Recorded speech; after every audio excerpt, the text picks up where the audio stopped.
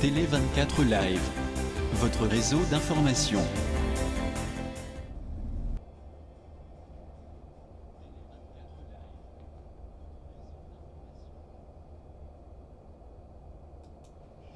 Bonjour, bonsoir, Nabatutu Bazota Labiso sur télé24live.com, Ezalinga Julie, Poya Lama, Alain Kindeki, Toronto, Canada. Ndenge Tulubaki, chaque dimanche, tozakana masolo o etali mboka na biso, tozali pena invité na biso na ligne, pasteur Jean-Paul Mulumba kuna na Washington.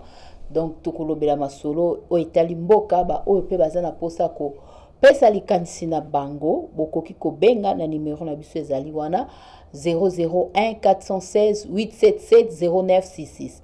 Soko zana likanisa kopesa obengi na numero na biso yango wana.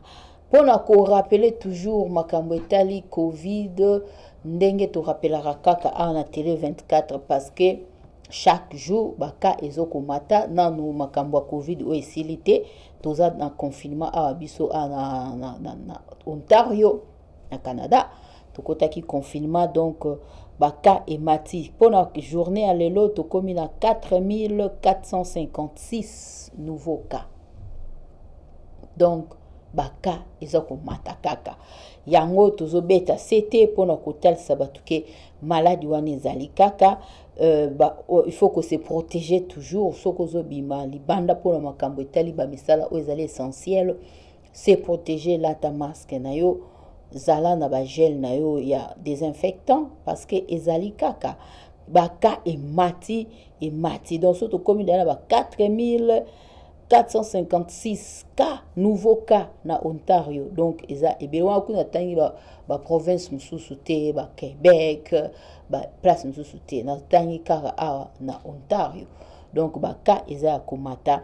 Mais jusque là, ba bazozo ba vaccin, ceux qui ont zoapé vaccin okoki kobenga ko book online pour okende kozwa vaccin na yo eza na ba place ba site o batie place nene ba ko okende kozwa vaccin okoti na Canada Santé Canada na site wana okomona ba place oyo okoki kokende kozwa vaccin. Jusque là 700 000 personnes déjà bazui ba vaccin et puis ils ont continué toujours parce que premier ministre Nabiso Trudeau alobaki ti tokoma na juin il faut ba vacciner batu ebele puis ba vaccin mususu eza koya pona batu ba dose mususu koya ebele pona batu oyo bazana posa okende ko se faire vacciner bakende ko se faire vacciner.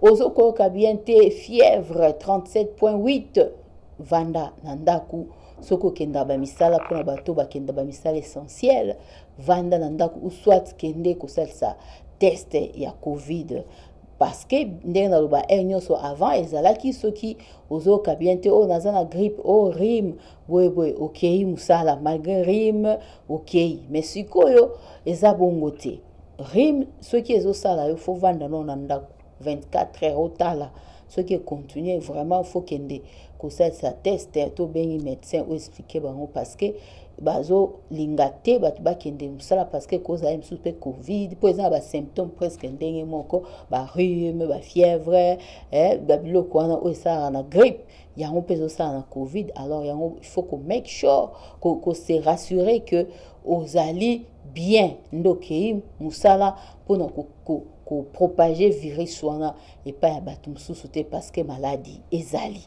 pona ba oyo bazo uta libanda ndenge na lobaki soki outi libanda ya mboka yebaki faut vanda kuna na aéroport kuna ba hôtel au gouvernement pona ki ko vanda non kuna pendant na quarantaine après nde okoya kozonga na ndako susu. Donc ba procédure nyonso wana faut batu balanda pourquoi basali bon bazobeta c'était parce que bakangaki batu mususu basalaki ba faux papier ba utaki na mboka ba mboka nde batu ba voyage kana akotsi ba papier lokuta kaza na Covid te test bimaki négatif njoka nde azalaki bazalaki na ba Covid 10 personnes bazalaki na Covid sur 30 wana na ba faux papier basalaki. Alors ba katelaki bango mbano ya 6 mois de prison na 750 000 dollars canadiens ya amende. Alors babeti CTP pona koloba keba oyo ba ko continuer ko kota na papier ba lokuta ndenge wana au sala 3 ans de prison bolanda benfo na 1 million d'amende, 1 million ya bon canadien ya amende pona bato baza koyoka te na bato etali ne kobima ndenge zaki tout ça ba limite ba pesaki. Donc il faut kolanda ndenge bakonzi ba pesi ba consigne na bango pona ba charger yote. C'est ça et donc encore ba yango na pesi Pascal Jean-Paul Mulumba, bonsoir. Bonsoir Maman Julie, bonsoir Ndeko na biso Alain Kindeki, bonsoir pe na balandi baso. Tozongi si matonde pa ya Nzambe mobati na biso ndenge ya batili biso tokutana tuna mokona lelo na malako oyo tozalaka nango bongo mesano. Merci malobomboka. Na pesi malobe pa Alain Kindeki, bonsoir. Bonsoir na bandeko bazolanda biso partout. Merci encore ya kozala fidèle na émission na biso lelo. Merci maman. Voilà, excusez parce que vous en dit voilà, maman Justine Mungenge aza penza uzalaka présente na biso mena lingi penza émission yo tout comme ça biso ne surtout to megana au pesa makanisi nde bomoni titre na biso munene wana. Est-ce que la muka est comme divisé par rapport il y a brassard nenge passation à pouvoir et par ne kona biso muzito. Mais tout ça, point belé to global au makambo etali la muka, je pense aussi sango na nini makambo etali rapport ya nanga o ya pesi ya seni d'après rapport ils ont circulé donc plus de 7352 machines perdues et puis 4612 tombées en panne. Et là blogo to global ngo la émission na biso awa to global pe makambo etali gouvernement le gouvernement ti lelo ezobimona na te puis na loi ya ndeko docteur Tchani o Misaki o etali pona ko ba loi ya sika pona ko postuler na nini photo za la père et de mère voilà to meka pe ko disitango na émission mère to ko telemela pe mingi makambo etali o ya SC le kaki to beteli le solo to ya mbegelobi to zaki na ndeko na biso wa kanja o ya UDPS ndeko linga kanga bisaka na ya zonga mboka parce que bitumba kendaki esipo na ye esili azozonga mboka na ye Canada pona ovana na famille na ye. Voilà tozana pasteur kuna za kuna to avana pesa pasteur maloba na ngana beta na c'était na nini moko na situation mo tozo passer awa. Avant ndeko bakota menengana banana na sujet oyo je pense que ndeko je vais soit ko balancer biso par photo oyo et so ko circuler sur les réseaux sociaux. Na yebi bande ke belé ba sur photo ba te belé ba sali ba discussion ba te belé ba lobby mingi avant to kota parce que na banda directement au pona kota na dossier o etali bande ko na biso ya Est Congo. Photo e sali tout na ye o zape na vidéo ba pesinga vidéo oyo ndeko Fachi azana na fête ya mwana ya François Béa. Donc photo on les a réalité za photo mo eza récente eza na fête ya mariage ya mwana ya François Béa. Ba pona ba précision na za pena ba précision te so eza mwana ya ne ya mwasi ou be mwana ne ya mobali. Après réception ba photo na bozomona ndeko Fachi ba kendaki na dîner ndenge zalaka et puis dîner on ezaki ba vidéo pesali je pense que ndeko je vais au tchela bisope dîner zalaki na 22h10. C'est l'information à personne à bonne sanité vers 22h10 ou bien 45 kg ndengwa. Pourquoi la chef photo na photo ba kota biso le temps ba suba kota ba partager mes photos na et vous en ndengwa na pona mekana ko développer avant na pesa inviter na biso passer Mulumba maloba. Photo sali tour je sais ba pro Fachi na ba tumsusu ya UDPS ba appuyer photo o ba super wala contre nga na pesa na sala mo analyse mo ya 5-10 minutes pour la photo o est tournée partout. Na photo bozo mona na fête ya mariage ya mwana François Béa ba bengisa pe neko Jean-Pierre Bemba oyo aza moko pe aza parmi bato baza na kati ya blocage ya ba gouvernement il fallait que bima mais Moïse Katumbi na moni était na fête wana. Mais entre temps biso na bino bato tozo pesa ma information na bato bolanda biso kofinga na makambe belé zo leka na photo wana na bano balancer photo et na bano zong sango pour l'instant na longo ndeko jeva long merci nge photo wana longo na eza ba langage mususu ba négocier na tie photo yo eza ba langage mususu mutu akomi na ba niveau moko il faut koyeba ko communiquer na peuple na yo Congo toujours passé un moment très difficile. Boy si zengane na bande ko na bi ko toucher bande ko susu ba profachi ba omona ndé na banimba directement en attaque. Les appels attaque mais en moi passé ça regret. Congo toujours passé un moment difficile. On dirait peuple a commis abandonné par Yemoko. To moni batu ba marché wa ba lusha na ba bande ko na biso ya est beni kuna pona ko bengana bande ko oyo ya Monisco parce que paraîtrait que ADF bateau coup de alimentaka bango ezande bateau ya Monisco tango Kabila zaki na pouvoir abunda ki pe alobaki na dernière minute avant kenemia aza parmi bateau ba bengse pe ba Monisco wana baya bateau ba alimentaka ba soi-disant ba rebelle toza na audio moko pe awa soki ta ezwami to meka ko balancer yango oyo honorable Alain Siwako Kester ya Assemblée provinciale ya Nord Kivu bande quoi qui vous merci parce que bon batinde biso audio oyo pendant bande avant émission je pense que to balancer en op o ba prévisali que bande ko ya Monisco ndé ba sala ke ba alimenter bato ADF situation mboka eza bloqué gouvernement ezo bimate entre temps président de la république c'est Fachi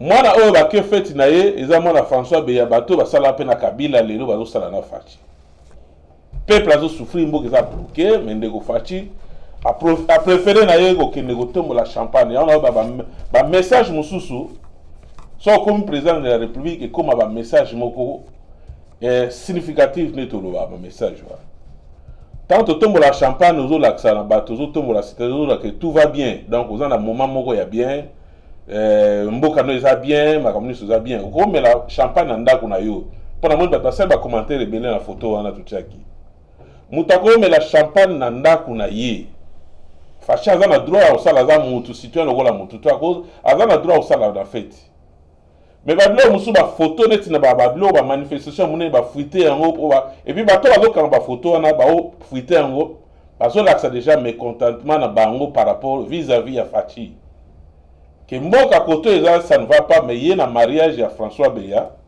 aye kotombola champagne azomela parce que ça ba vidéo musu ba laksa biso tazolia azo marcher donc bazo zoyer na musika et comme écoute de discussion on dirait la bato balobi ki bazo peksa azo vidéo wana te côté ya est ya Congo bandeko wana ba marcher ti basilisi ni message ya président Fachi ni message ya gouvernement parce que na minute bazo jouer ba faire courant do ba eza ilunga premier ministre Ilunga même message ezate bana mboka babundi tina ndenge ke aussi la Fachi silence radio mais vidéo ebimi Fachi abimi biso na champagne azomela pour dire à la population qu'il est content de makambo ezoleka na est à Congo ndeko bino bo kansa oyo ba pro Fachi na yebi ko banda ofinga bo mebele bo kasa ke Fachi bino bolinga la Fachi ko leka bana Congo nyoso tout. Le problème à Congo c'est pas Fachi, le problème à Congo c'est occupation dans la mboka. Fachi nous a promis beaucoup de choses. A okena est au salama belé ba François Beyawana ou ba fête ya bana ba bazo kende bana ba oyo ba peuple ba votaka Fachi ba msuba ola na balabala baza lelo servité na pouvoir ya Fachi 2 ans passés yango ba image ndingo wana zo bima na miso bato ba image aboy parce ba vidéo na che au sol la tia vidéo bango bazo lia vers 22h parce que ba c'est vagi dîner à 22h là si et voilà eko choquer ba tunsus nanda entre temps loi ebima ki a couvre feu maman auto soulever ngwa balobi 19h so na bosen so TP 21h ke balobi boye na ba loi na bango babimisa ki seul muto azo kende na aéroport azo voyager ou bien outi voyage aye ou bien dans la cas que na urgence na hôpital ba yebisa ki biso te na loi na que président de la république kaka mutu azana loi dikolo ya mipeko il faut attendre après 21h wana akende fait après 21h entre temps toujours mon général Kassongo azo ke na boîte de nuit azo kanga pa lobby za ba page nocturne mais Fachi na ba François Beya na ba Jean-Pierre Mbemba bango tout na loi ba bimisela biso na ba télévision partout et le mec était le président de la République a osé na fête après couvre-feu fête salami ba image ezali to kutela bina ta mwa extrait ndambo po botala na linga kitende ko na biso Jean-Paul Mulumba a intervenu pendant na dossier parce que koma o boye nini na linga nga mona fait voir bino mais je pense que vidéo egoya o ezola kisa ndeko na biso ne bazo ko exhiber na bango ba danse na bango ndenge ba koti na salle ndenge basala bango à l'aise bazo sama mboka kotoyo balusha na bandeko na biso ya Kivu bango moko bazo bunda mais bato bakomeli biso ndeko Fachi aza na droit à kosala vie aza libre à souffrir bamsuku bakomi avant de 32 ans na opposition c'est normal a fêté a tombola champagne na ndako na yo parce que situation Congo ezoleka za situation mo bato to sepela na ngo te biso nyonso bandeko bana est pa bandeko bazo ba ke Fachi aza na droit osala wana soki tozwika est wana totia yango na bandako ba parents na bango bana Congo je pense pas que ndeko wana oloba ou bien to balusi lelo totia ata Moïse Katumbi aza président de la République mboka eza na est problème na Lubumbashi eza na problème azomela je pense que ekobaluka sans ya raisonnement ekobaluka ne mususu me neti to continue mambo eta ba fanatisme o ezosala ke biso to zala toujours to encourager bato yo o biso to lingi na tête à pouvoir basalo balingi eza pasi mingi na baki na deuxième mission funa bandana nono na yango na mekana ko faire voir peuple congolais na ko tozo comprendre batu mutu na mutana droit ya tendance na ye mais mboka na biso mama na biso Congo eza na problème sérieux tellement la ta couvre-feu OK il y a pas de problème ba net pe covid dans tozo bona ba ka yango asolote mais bana na yo na Congo ba marché na Congo na est na Congo président ta momoko ya ko assister bana nezate mais na fête ya François Beya mona na ya mariage président au déplacé OK pour na ko honorer mwana wana o mela ba champagne na miso tomboli champagne parce que ngana yebi champagne mela ma occasion eza spécial soit mariage soit anniversaire mwana na ya mwasi na yo bien moment moko eza spécial faut tomboli champagne zo l'assassin ya esengo ya bonheur eza na kati ya ndako na yo mais Congo ezokende bien te bandeko ba prof Fachibo limbisanga na yebi ke c'est votre président eza choix na bino osala mais ba conseiller à Fachibo bazolo batolo ba l'air nyo surtout eza ba langage eza ba biloko oyo bino boko ko conseiller Fachi ndeko Fachi ke ba biloko mususu il faut que ça la ngona ndeni il faut que ça ndeni parce que la fête obino bokenda ngene zaki a huis clos te ba tout monde Jean-Pierre Mbemba zana il fait pas partie de la famille déjà ba tout mususu bazawana bazaya ba ta famille wana te boye baka ke photo wana mutu ta olingazo wa photo ala sabiso ke Fachi azaki na fête ya Jean-Pierre ya François Beya abalaki ndeko Fachi je sais que bato bakata ba vidéo ndambo ba ko comme ça ngwe pa na yo promesse au pesa qui peuple biso so peuple congolais bandeko ya est bazo souffrir wana biso nyoso to wana pasi na bango ba marché ti basilisi oyebisi bango message moroté je pense que na inacha audio na vite fait to landa kaka ndeko na biso o ya honorable Siwako Kester ya assemblée provinciale o ya tindi o alo azolo ba makambo etali Monisco na ADF na ADF voto continue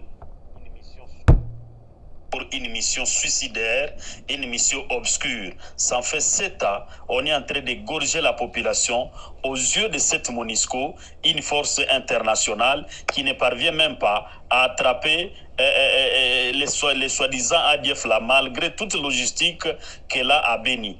Et donc, nous sommes en train de dire qu'il ne faut pas continuer à tromper la population de Béni, que cette MONUSCO est là pour maintenir de la paix.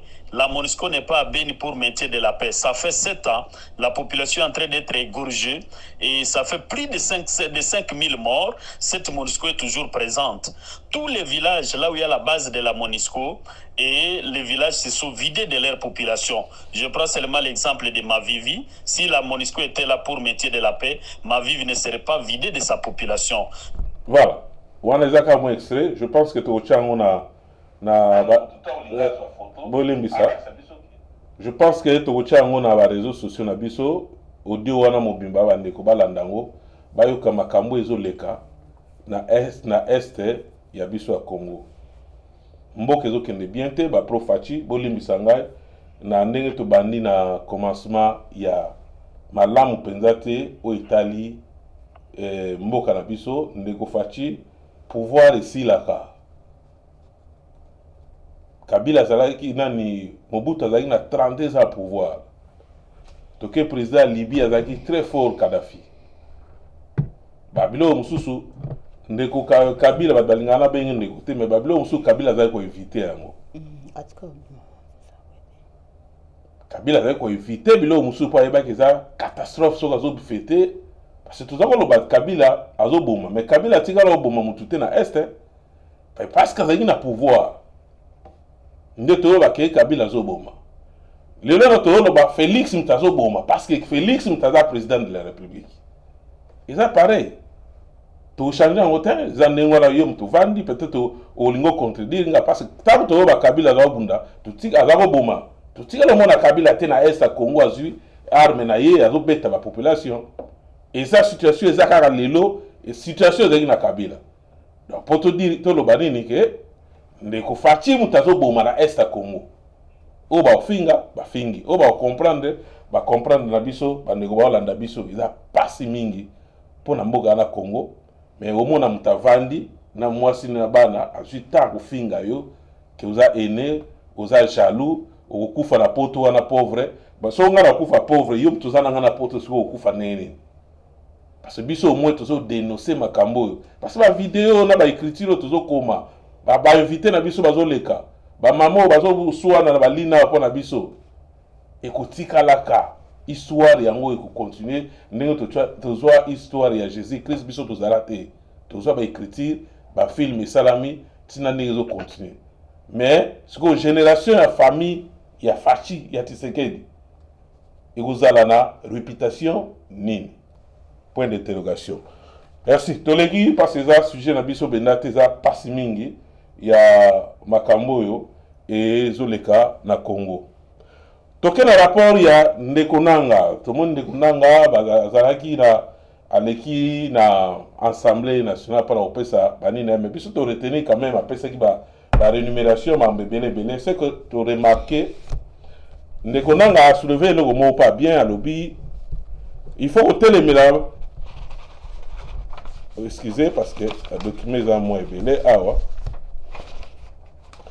Au moins la faut ça une mission ouais on va la faut ça la recherche moi ouais approfondir penza pour na ouais au loba liboso ya bandeko pour za la teke au beta à côté ndeko nanga lobby il faut tout ça à proposer dans l'Assemblée nationale que il faut qu'on interdit formellement na membre ya famille biologique ba postuler comme ba suppléant ya candidat. Tout le monde n'est pas Ngoyi Mulumba. Ngoyi Kasanji. Oui, c'est nga. Ngoyi Kasanji aza député national suppléant de mwana na ye. Koto na Sénat, c'est ce qui peut suppléant des aramoi sinaye. Ce qui peut moi ce n'est pas aza sénatrice kuna na éviter. Base belé wa, base belé toke pande ko lemba papa na biso nani Molière mwana na ye suppléant na ye donc o kaka famille mo ezo kanga et Assemblée nationale donc bakangi banda na tatati na mwana suka et ezo sala la façon nini wana mais entre ta peuple azo kufa roka o koto gouverneur de la ville moi si na ye aza suppléant na Assemblée nationale moi na ye aza suppléant na ye na Assemblée provinciale si je wana pe atiaki yango toke pas docteur Tsani pa lobi makambo ya élection ya mboka na biso il faut mpona kopostule faut ozala mpena de père et de mère apesaki article na opesa maloba epai ya Pasteur Mulumba akomplete biso mpona koevite babiloko tozala na Congo. Bon, na koconclure na suka mais lelo toa na Congo président aza président de la République aza de père et de mère congolais. Est-ce que biloko wana ikomarche na Congo na ngai to débattre nango na bino bato bana ndako to megana kosolola makambo etali nini mais mpona ensemble nga na to retenir nano nanga ya yebisi biso ke après contrôle ya ba machine nyonso tuwa oyo esalamaki na baélection euta koleka ba indiqué 98 000 machines à voter oyo bango bazwaki nyonso tu ezali oyo bango ba reporterie ndenge ezalaka 98 205 machines. Siko bakela kote oyo ebungi donc ezalaki après pe ba 100 et quelques machines à voter. 7352 machines perdues. Et que wapi tout le monde a biso na élection elekaki ya badalako ko moyena quelque chose nanga yemo ka zui machine wana pesi bango oke na ona ndako na yo ba voter yo moko yena ba dini ba sushi wana nanga compter ngo mais nanga ngwa ya pesi rapport et puis lobi na babilo ko salamaki 4612 o eza tombé en panne mais siko na mboka netu so tche de 7350 machines wana bungi papa oyebi machine wana moko pamba et que misade ya soki 3000 déjà voix na ko bato ba voter déjà wana surtout becha na machine à 7350 tozana combien après si rapport na parlement chikicha cha abimi akei motion moko salamité et lo mo salamité mais ateta bino koto bozo bundana recensement mais tala problème munene sikeza yango mendego fachi na minute eza ba fête nde mutezo préoccupé parce mulumba maloba mboka yo rapport ya seni na makamoto lobi o vaccinini bandeko bazolanda. Merci mingi ndeko Alain, merci na kozongiselanga maloba nalandi na bokebi nyonso na ndengo za kosembola makambo eza kolekana na bandeko na biso ya est parce que ezali parmi ba sujet moko oyo esengaki ke ba congolais ba mona vraiment changement ya wana loba ke bato bele ba yebaka te occasion nini esala ke ba congolais ba luka ke mwana ya mboka avanda na moto ya mboka pona ke ba question sécuritaire ya modèle ya Beni ezala traité avec le cœur takasi to kota na makambo ya nationalité mais mingi yango poza komona baza kolinga ke moto o azali mwana ya mboka o azali de père et de mère azala moto aza kokamba pays parce que azali lié na mabele wana donc soki neti na ka ya guerre akoyoka pasi akoluka pe ke bamapinga bazala vraiment ne donc na emplacement akoluka pe te keno azala na bamoma wana bafeti makambo ebele parce que même ata na makomi esantu bible eza kokompare ndako ya mawa ya matanga na ndako ya feti balobi ke donc mopamolami azali oyo azokende na ndako oyo eza na matanga oyo azokende na ndako ya ntango ya feti bafeti ebele ezalaka malamu kuma te feti ezali mokolo nyonso feti ezali kimia ezali esengo mais toboyi te tolingi mpe kotikala wana te parce que mingi ndenge yo olobi yango ntango yo okoti na kati ekokoma ondire ke yo oliaka te omelaka champagne te okendaka mpe bafeti te mais touti mpe baeglise awa toza na bafeti ya pentecote ya nyonso bafeti ezali mais baposte oyo wana ya pouvoir baposte moko boye ya présidence baposte ya basénat baposte ebele oyo bazoloba neti docteur Tchani apropose wana eza baposte moko ya responsabilité ya mokumba to les Congolais ne savent pas que ndeko Faci ndenge aza wana avandeli mokumba moko oyo ya keno Congo mobimba dans l'ensemble le parti moko ya Congo soki ezali ke bazozokisa bazokata kuna baroi ebele tomoni ata na bible bakata bilamba bakata mpenza elamba roi akati elamba parce que eloko moko mabe esalami na territoire na ye ou bien na royaume na ye donc c'est dans ce sens là nde bato bao baza na este ntango baimage wana ezokende na moment oyo donc bato bazwa yango te parce que ezali fete ya ndeko beya ou bien ezali ba Jean Pierre Bemba bayaki mais ezali na sens moko ya kointerpeller attention na ye donc na kozonga na makambo za koloba oyo etali baseni donc koloba na nini na oyo ebungi biloko nyonso eza kobunga kuna c'est déjà eloko moko oyo esi emonanaki déjà depuis kala parce que boko se rappeler que na veille ya baélection ya nini ya oyo elekaki na 2018 donc seni wana bazikisaki moto donc seni ezalaka toujours na baprédisposition moko ke soki omoni balingi bakende batourne vers yango ekomaka na babiloko mwa ebele oyo omonaki même tozalaki baprovince mibale ou bien parti moko ya Congo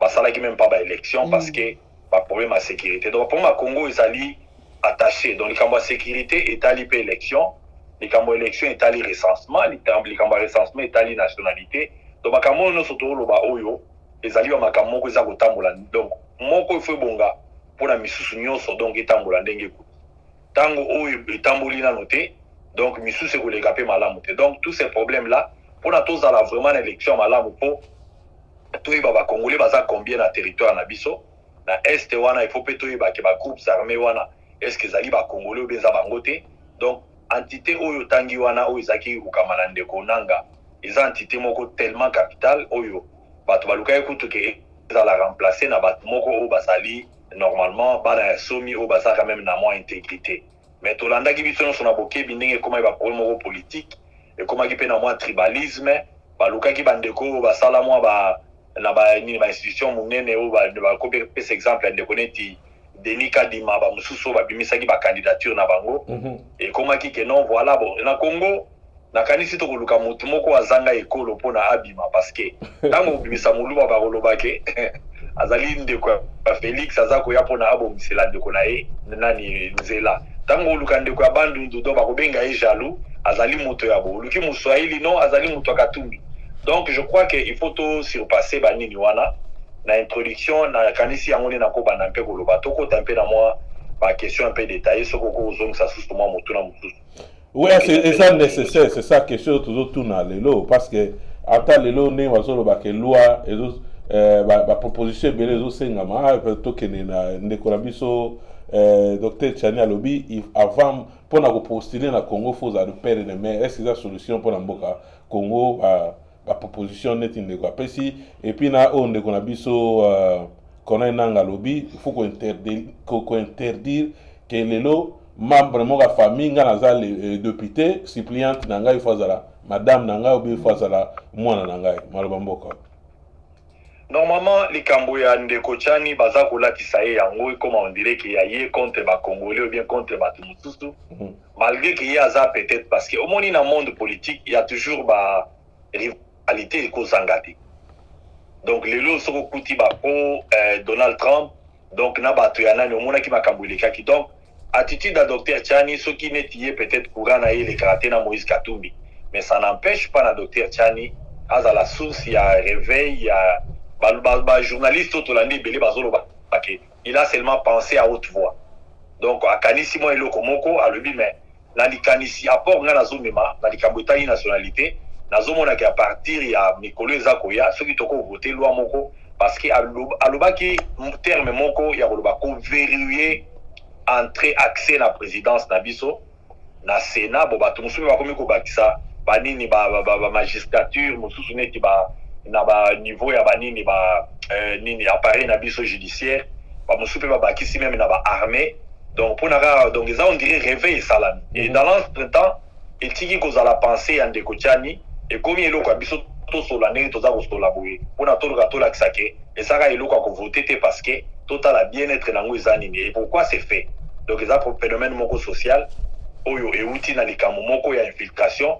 ti na niveau ya mutu ya mboka donc toza vraiment humilié et pour moi personnellement ceux qui font na voter donc na kopesa vote na ngai na loi ya modelo mais dans l'entretemps tozonga na makomi d'abord les problèmes de nationalité à Congo ezali oyo tokuti na article 10 ya constitution na biso donc bato ebele baza kobanga parce que omoni neti bino boza wana motu nyonso alingi mwana na ye aza na poto soki azongi apostule mpe na présidence d'abord de un faut mpe tozala mpe na mwa souplicité wana ya koyeba ke na mokili eza kaka monde politique te napesaki exemple ya ndeko na biso oyo azotonga nini université na nini na Mbujimai Mutombo Dikembe donc akei kuna na qualité politique itakei na ikaka comme mutu azana mwa misolo na ye abengi mwa baninga de gauche à droite donc tolongola nanu mentalité wana koloba que c'est une chasse.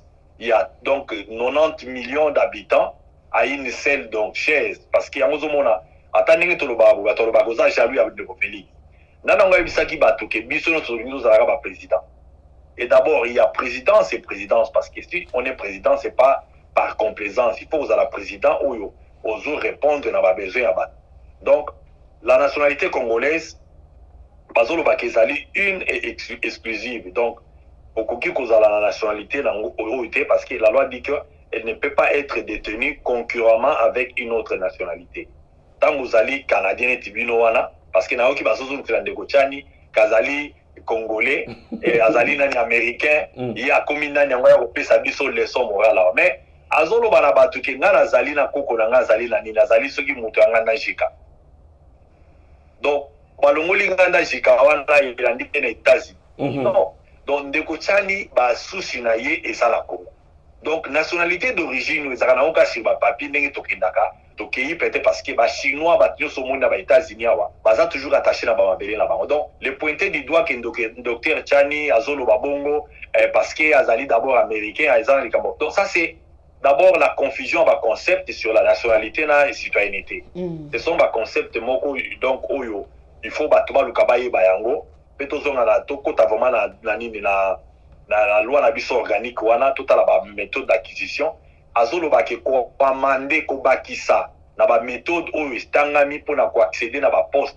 na États-Unis en pezali apesi ba exemple ya ba neti ba Obama ba to moi ebele ba botama awa pendant que donc likolo parce que ba américain nous sommes d'abord nini mabele moko oyo batio so baye c'est une terre des immigrés mais Congo toza bongo te Congo moni atalo ba pygmée Congo de par oko comparer ba réalité na biso na bamboka musute toyete biso tozalaki wana malgré ba déplacement mususu o salamaki batango ya kala wana mais n'empêche oko comparer yango peut-être na ba loi aux en Afrique du Sud parce que en Afrique du Sud il y a aussi okoki komona kaka ba phénomène yango moi difficulté ezali pe na ba donc c'est un peu difficile lelo okuta ke mundele a eu pouvoir en Afrique du Sud pourquoi parce que par le passé ba monaki par botana onani o ya landaki nani Frédéric Declerc. Donc, au Comona, que nous avons presque les mêmes histoires à regarder les phénomènes sociaux. Donc, Bango Bayaki, Costé na nini na Bayeko ya donc Mindele Bayaki. Yango mona ke ezosa la toujours clash parce que Mindele belé batikali ba citoyen, mais originaire ya Afrique du Sud, neti bazalaka ba koyi o bazalaka ko bomama parce que l'histoire et bandika et panabiso wate atana mabele Afrique du Sud va connaître un peuple quand tu tozana est wana un peuple qui est venu aussi ceux qui balingi neti balobaka na mulenge wana ke balingi ba ko ba congolais d'accord nous leur donnons neti kaka ba africaner bazali ba africaner mais yebisanga chef coutumier ba africaner na Afrique du Sud bazali ba hollandais normalement ba yaki et c'est connu donc l'histoire doit être bien tracée olingi kozala wana bozala na bino mais bo permettre na ba originaire bazala ba chefferie na bango ezala parce que ba peuple ko iba kufa lelo ni tozana menace ya est wana ozomona extermination ou izana est wana tolingi pete ke ba peuple ya est basila neti ba peuple ko yo ba ku basila na arrivée ya ba africaner na Afrique du Sud donc c'est ça les dangers où ozosenga que to verrouiller pour ko protéger ba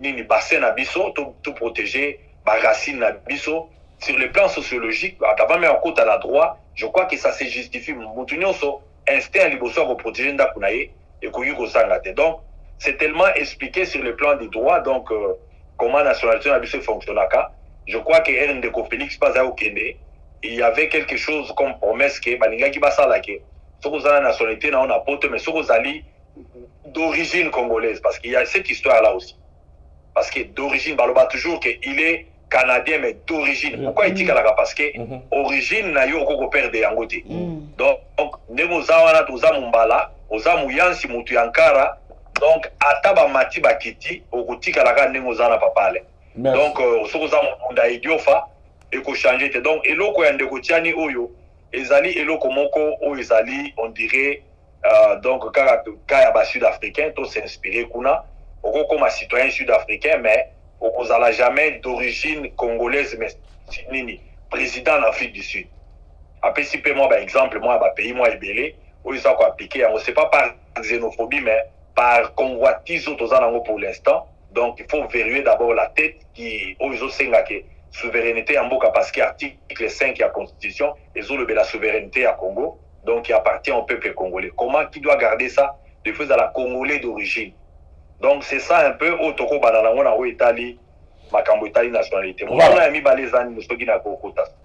Yami balezali ya mi balezali pona ndenge ko remplacer to ndeko nanga lobi, faut faire très attention à mambo etali ba suppliant oyo na famille moko tozana naza député moi c'est azali suppliante moi na pas azali to na pesi exemple neti ya papa na biso lemba Molière aza ye aza député suppliant na eza moi nini eza mwana na ye toke nango ekasani pareil moi si sénatrice kuna mon papa sénateur suppliant na ye bango baza penda baza na sénat baza na assemblée nationale baza na provinciale donc famille nyonso tu eza na kati wana nyonso tu ndeko Alain na wana na lombango nyonso eza eloko babenga conflit d'intérêt normalement la science pe omoni ata ba place bozali wana tala mingi soko zo appliquer musala bakotuna yo oyoki d'abord ozwi nouvelle place nini ba question ezalaka toujours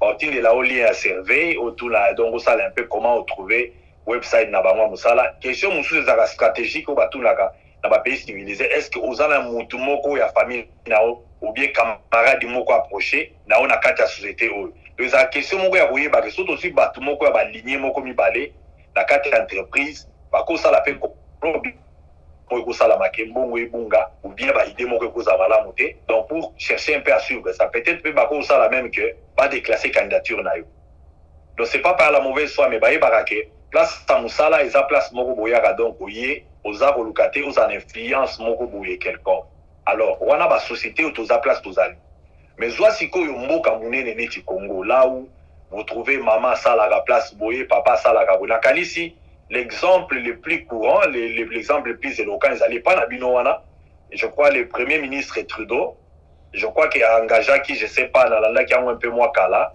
il y avait quelque part là où il y avait soit sa mère na babilo komoko ba service moko boye et il a été tellement poursuivi je crois que ba sala qui chantage parce que bambongo futamaki et tout ça donc et sala qui moi tâche moke na nini na parcours na parce que ba poso yo ya bamboko tozali bango vraiment quand tu n'as pas l'éthique ou bien la moralité donc directement toza mutamaele comme on disait que c'est un génie donc et ça là qui moi mabe donc na au Italie Congo je crois que c'est une loi aussi à vraiment donc soutenir babilo ko wana izali trafic d'influence papa zana kati a signé pas à moi ebele donc sukutu ba ebanité je crois que Salama est la plus grave histoire où ils ont peut-être la justification d'ali ba soda au bazana bakan l'article là kutu komona ke soda akufi bien azali papa mwana ne akomi mwa mokolo azuka teni na ye apesi pe mwana na ye abuzi pe manduki apesi alors na bakan ebele wana okuta zine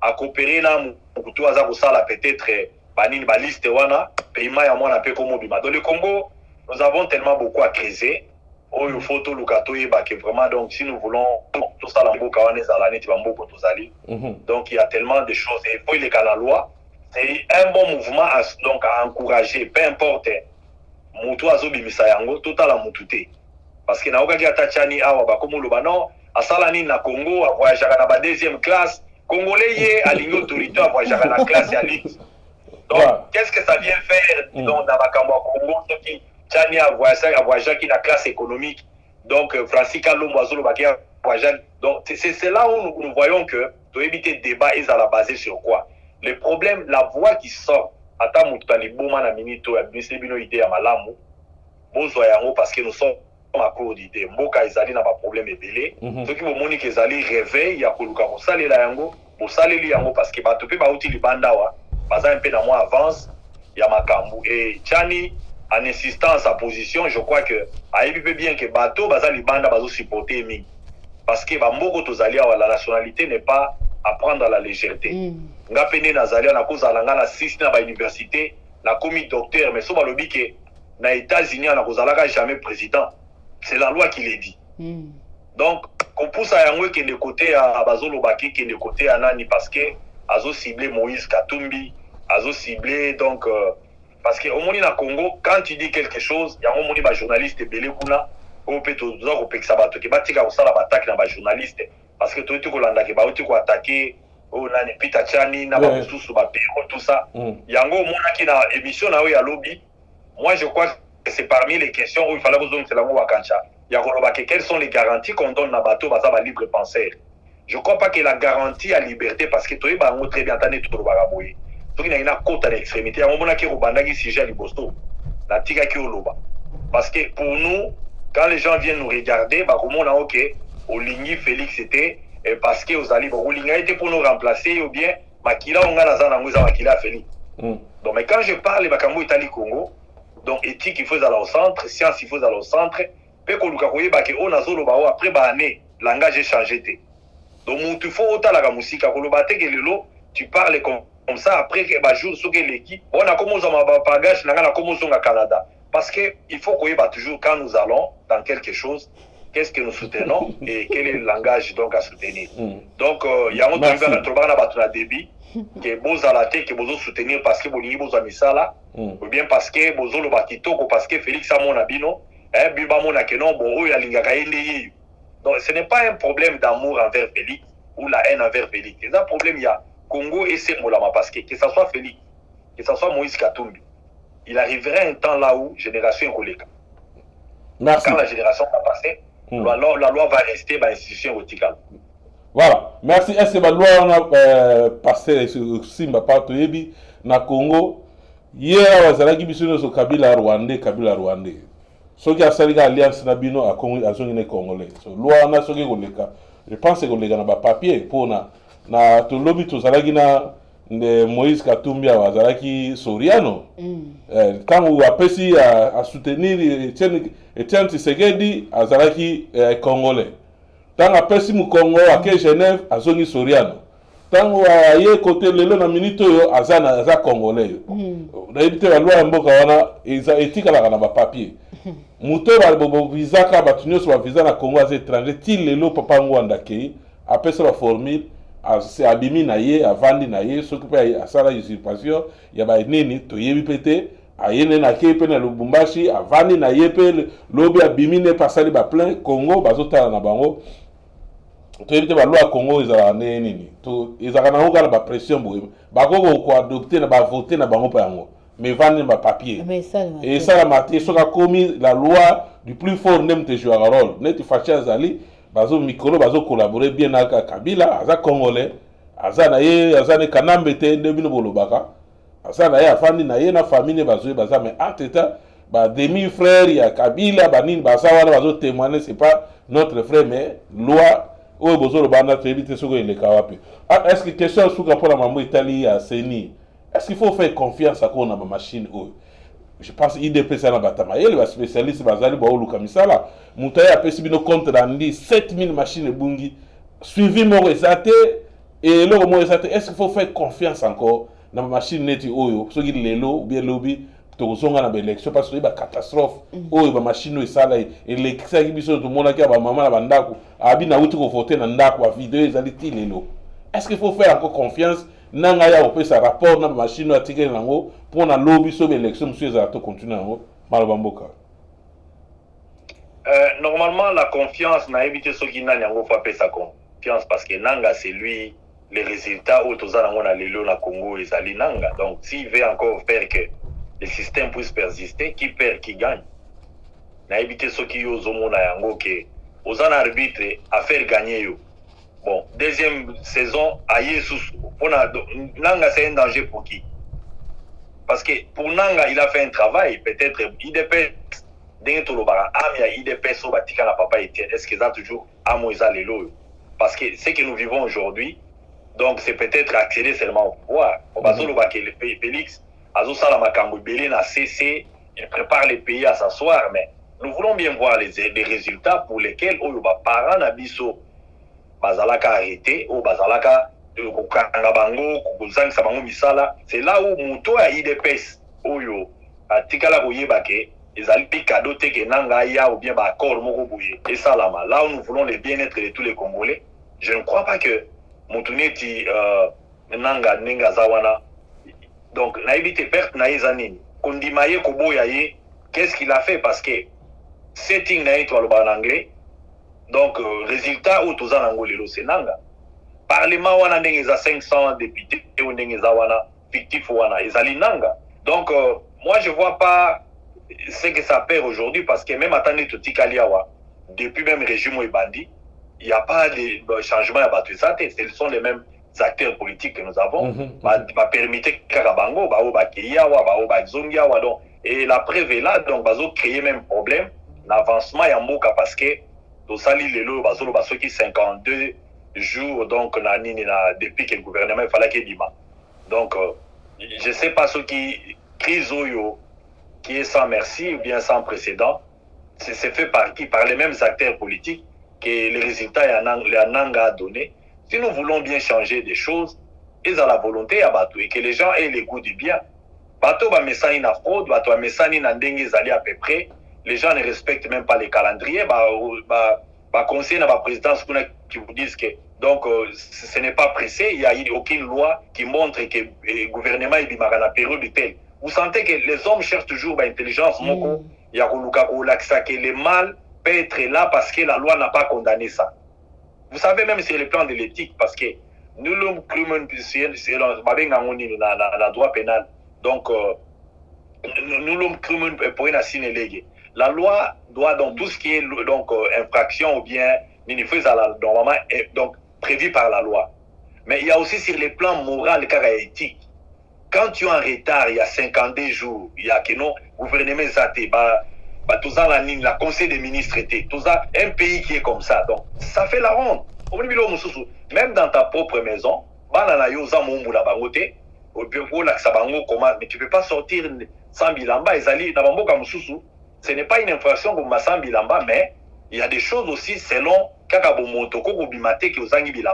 donc les gens qui défendent des fois babilo comme monsieur Salamaka bien la Congo c'est déjà carrément donc échantillon en moto qui n'a pas les ADN de Etienne Tshisekedi. En commençant par Félix lui-même, il peut en avoir sur le plan biologique, mais si côté pour Sengaye, ADN de Tshisekedi, côté droiture, côté ponctualité, côté intellectuel, côté bien savoir, donc bien faire, c'est là où, donc au moins quand nous venons des fois, les gens croient que non, bon, il vient dire quoi, qu'est-ce qu'il veut faire, bon, Félix Azan de Konaye, mais nous savons qu'il y a des personnages à voir. Ça c'est Papa Etienne Tshisekedi, qui est l'homme que nous avons vécu, qui avait quand même une façon de faire des choses, qui tenait toujours un langage sur peut-être magouille, sur ma code, sur cafouillage. Et tout à fait, tokoli parce que toi qui m'as amitié. Au message, n'a pas mutu boye. Bon, les lolobi n'a pas tongo boye. Au kakabalo ba non, bon vandanier, ne parlez pas les choses vont comme ça marche. Donc, il y a un moment que ezali moi pas sinigi. Nanga, je crois que c'est parmi les antivalaires qui ont fait de ce que donc le Congo est devenu aujourd'hui. Parce que s'il avait sonné les sons d'alarme dans le moment où il va député, parce que même la table assemblée na Bissowana, c'est pompé avec quoi? Quels sont les critères des députés na commis? Ils sont votés où c'est? Donc, tout ça, c'est lui, tout le bagage présidence. Donc, résultat, les lots oyo, ils sont plus éloquents que nous pouvons les croire. Et les lots, ils ont ça la même plus mal dans le Félix parce que tentative naïe à union sacrée, c'était pour la changer majorité. Et qui avait créé la majorité? C'est Nanga. C'est Nanga. Donc, au moment où tu es dans Zela, lobby et bandika Rotubayo et le peuple est en train d'attendre. Donc, c'est tout ce que je peux essayer un peu de dire. Parce que nous n'avons que vu. Parce que si nous sommes inspirés dans le bagayango, sans Papa Etienne Tshisekedi, l'IDPS, ils avaient un comportement, malgré des dissensions na bango, ils avaient, moi, sens mokoboye, moi, goumokoboye, à Kosaï la makam. Donc, les lots oyo, si nous voulons marcher sur ma père Nabiso fondateur, nous devons avoir moi sens mokoboye, à Koluka, Kosaï la makam. Pourquoi les gouvernements, na Tanzanie, kuna président Koufi, Mouto Koufi, tu faisais dans la crise monnaie, neti abusé, mais quelques jours déjà dans Matanga wana, donc moi c'est Abimi, Maché wana Vandawa. Donc parce qu'il n'y a pas une forme à l'État où il y a une séparation, il y a Montesquieu n'est pas si respecté. Donc je ne sais pas quel genre d'État tout ça dans parce que pour parler d'un État, il faut parler de trois, donc pour séparation des pouvoirs et l'exécutif doit fonctionner. Il faut baïder ezala ya batoté, ezala ya mutumo côté ezala comme un corps, personne juridique dont tout le monde est exécutif yangoyo et côté conseil des ministres. Le quoi babilo réunion sur tozo mona bagero. Ça lettre na ba conseil des ministres, ministre à défense, ça y est, ceux qui battent okena ba kaliko ba marche ezali, le quoi bazo tambola na beni kuna bato ba kepe na ministère à défense. Mais quel est le ministre de défense de Loisate? Donc, nous n'avons pas les ministres de défense, on a affaires courantes, et aussi au même moment, des premiers ministres, et ils sont payés pendant que toujours l'État ils vide. Donc, c'est vraiment regrettable.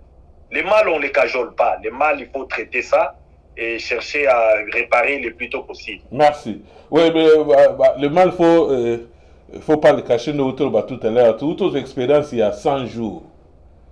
Ah ouais, 100 jours, les alaki gouvernement, les alaki tout le monde qui makambo eleki na 100 jours, bah monter bah exorbitant Toyoka ango ils avaient économie ba mboka mususu. Mais lelo bah yo lancer sujet na ba pena chilo ba bien te soki mususu ego soki jelo soki nene woto ko bima. Parce que soko compléter nga ni mususu to mususu ya 100 jours mususu to bima. Jelo soki nene woto ko bima. Soki chiline woto ko bima. Mais entre-temps, l'expérience est le cas. Et c'est bon, il y a déjà mboka. Gouvernement zate muta contrôle mninga zate.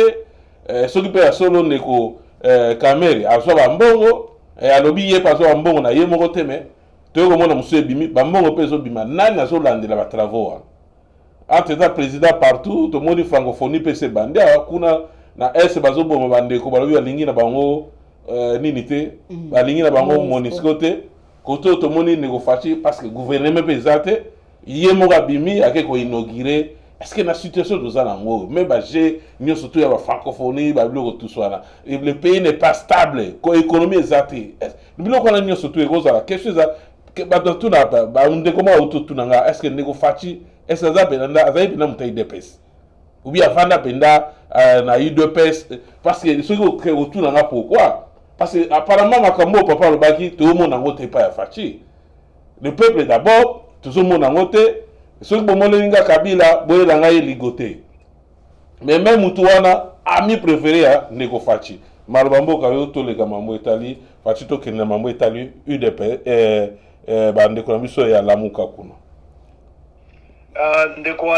Je crois que tozongela yango opesaki mwa figure moko émotionnelle à l'avance tolobelaki bato ya Kivu bandeko na biso ya Bukavu bandeko ya Ituri et eloko moko oyo peut-être nazalaki kolobela la fois passée ezali cartographie oyo ebimi lelo parce que cartographie ezali kaka rapport mapping oyo docteur Mukwege aza nango mais en anglais donc mapping ezali carton map ezali carton en anglais mais mosusu ese bimi déjà ya février awa soko olandi otali yango bazo décrire le nombre de assaillants au bazar la Est kuna et quand tu vois c'est un système tellement alimenté ils ont la base arrière ils ont vraiment donc un système de crime organisé donc na évité ezaka makila ndeko Félix c'est ça là na putulu ya nzoto na ye et une chose aussi ata ya ye sali mais il a déjà est-ce que ça azali na de pes est-ce que ça muta de pes avec au service de pes tant papa Etienne azalaki eza question bande oiseau tout l'IDP c'est ça organisation donc ezalaki partie privée te que ya papa Etienne Tshisekedi donc même nous tous ici là nous avions eu des cartes à un moment donné mais l'IDP c'est comme on dirait ANC ANC ezako véhiculer un message moko ya nationalisme ya omonaki à un moment donné, Olinga, tous on dirait aux en penchant vers l'IDPS parce que même Martin Fayoulou, tout le monde, Jacques Matanda, tout le génie sur le Olinga Nkoui.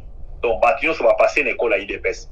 Restant sur Ndeko Félix, bon, azuma rodage naye, azalaki na abandaki na baseli ya Belgique wana, il a essayé un peu de travailler, tinandenga mataki, a commis na nini na secrétariat donc ça ce n'est pas le débat. Le problème est que c'est l'âme, l'esprit où il y a qui congolais wana le problème est que donc sans il y a combat où il y a papa Etienne Tshisekedi c'est là où qu'il faut à la fin un mandat naé il faut drapeau éthique là donc il faut bato ba mona que donc moi na yété ou bien famille na yété pour naka ko s'enrichir après bon les gens n'ont plus de fleurs à jeter à papa Etienne Tshisekedi c'est là où nous avons toujours cherché à mettre le lion parce que lui-même n'a pas eu le temps de manger à Zupeta donc il y a ça là vite que va vivre azwi mpe tante ya koloba ke komba nga nasali pendant des années et atterrir parce que il faut pas oublier vers des années nakoloba 97 98 elle a entré à AFDL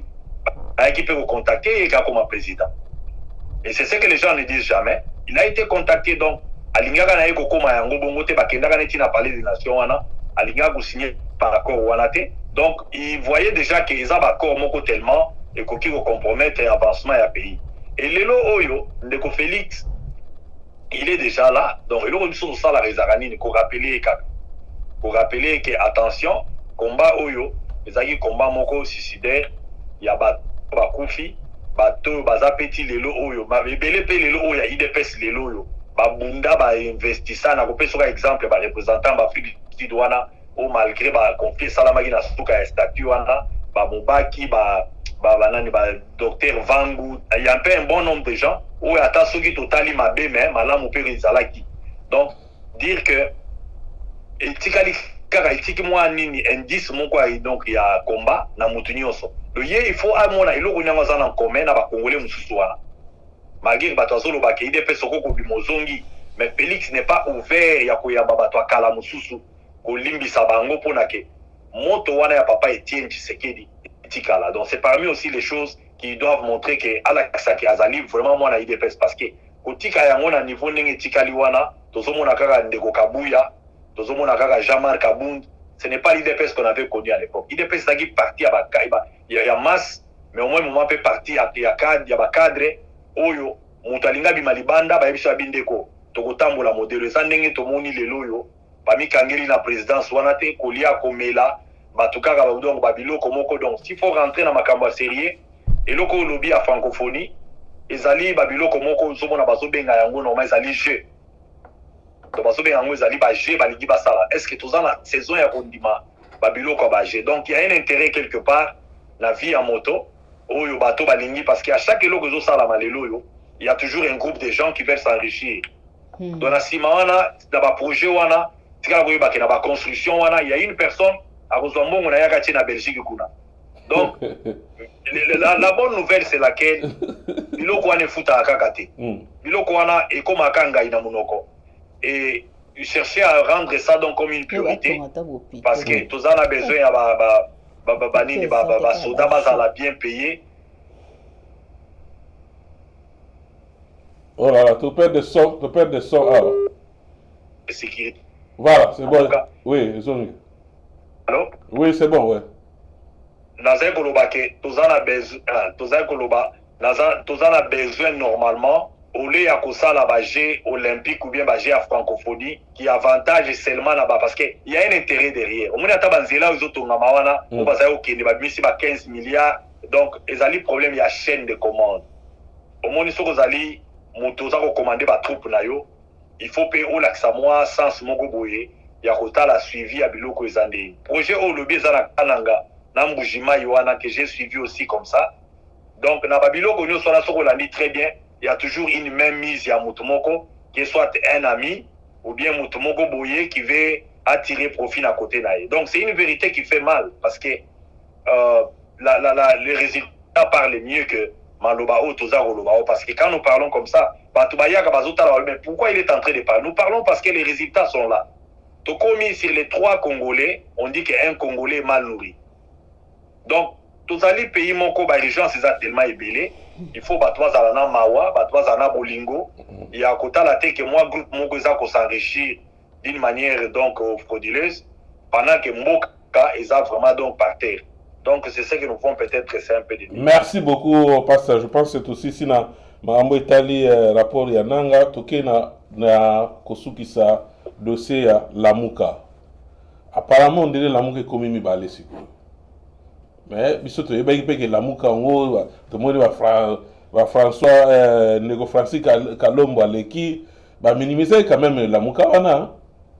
Mais lelo Lamuka ngo nzoka ndeza yepe mwana na moi puissance nango 3 mois ndeko Fayulu esili après si ba raison na yeke normalement nini fallait zonga et pas un de Moïse Katumbi.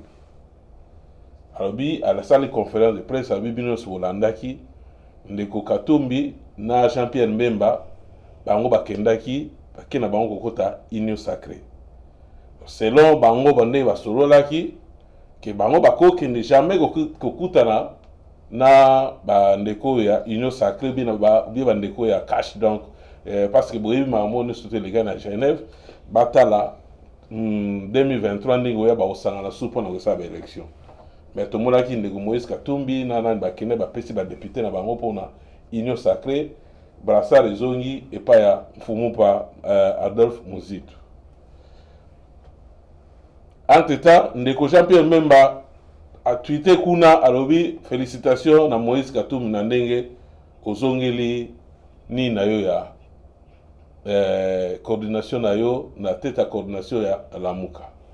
Parce que nana azokosa nani bandeko baolanda biso na bandaku nana azokosa nani est-ce question nazotuna ndeko na biso Passer Mulumba est-ce que bandeko Moïse Katumbi bakoza na courage lisusu ya kozonga pona kozwa coordination ya Lamuka ezali pona koya kodindisa ngo mbala moko te match sila batigala opposition ezala te na mboka bango to bakepa ya mission na bango toyebi te tolobaka parce tozomona po toyebi ke soki lelo mutu sa longwe akozala koservir nyonso mbala te po bande uso olobaki batu ya FCC bango pe bana Lamuka mais so bana plutôt bata FCC bazana union sacrée mais so bata FCC bazana union sacrée parce que bazana deal na bango basalaki bango mbale bazali ezalaki FCC basala nini basalaki nino basala lelo baza na cash coalition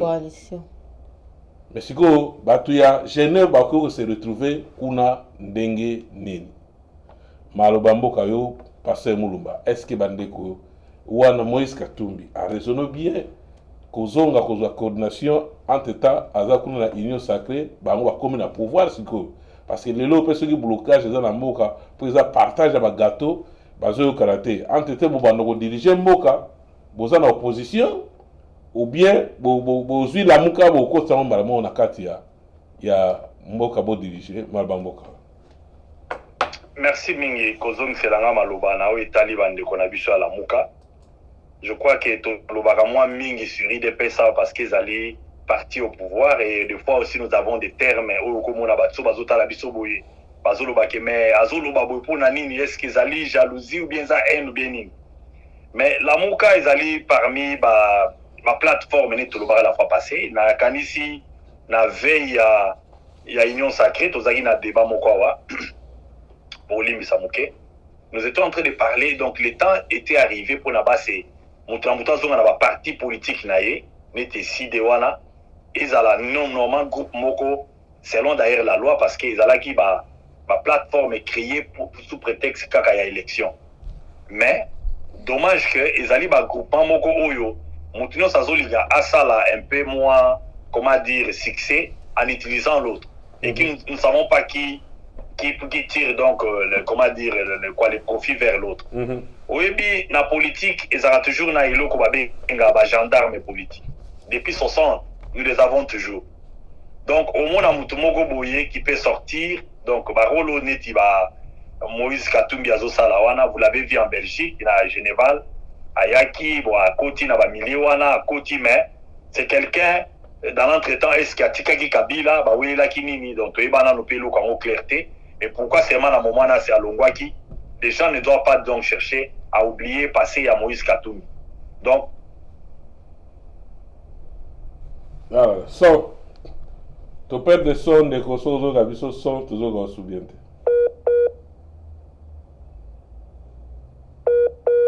Non, toujours gabiente le temps de ko abongisa non son ezo bimate voilà.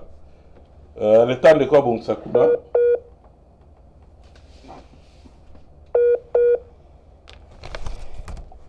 Voilà.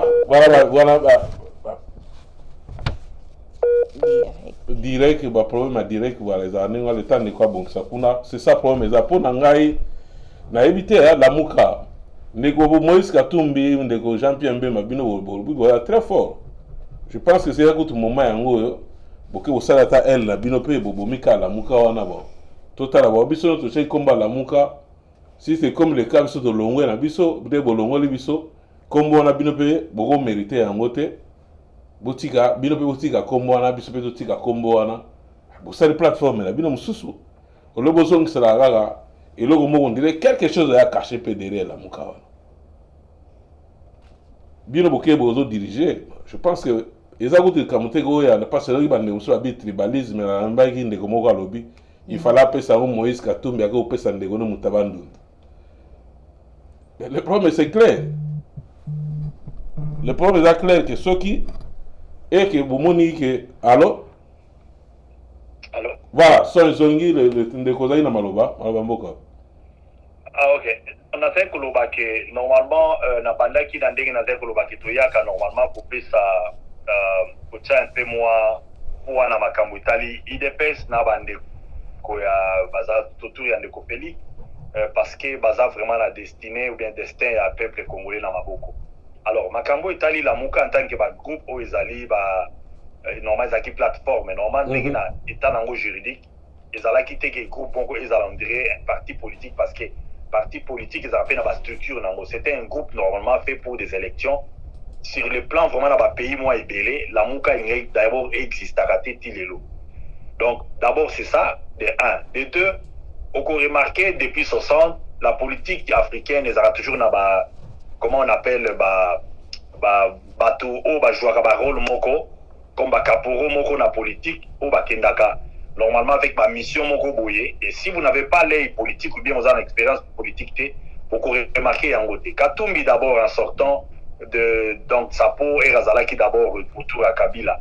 Donc, beaucoup de gens avaient la montée m'a qui très bien que Katumbi Negazawa c'est quelqu'un qui ne s'est pas vraiment dissocié na Kabila.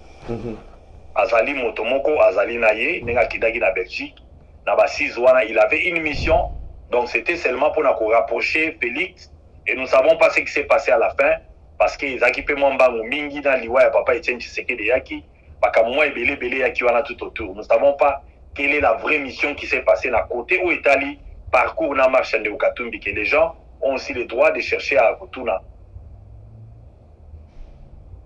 Là, tout ça pour ma soeur belé, soeur Isa, tout ça pour ma soeur les locaux. Voilà, toujours quand c'est go. Alors. Oui, toujours là. Alors, na où Italie la muka en tant que plateforme. Normalement avant Union Toloba. Chaque leader. Allô? Toujours quand? Allô? Oui. Chaque leader, normalement, il fallait zongala.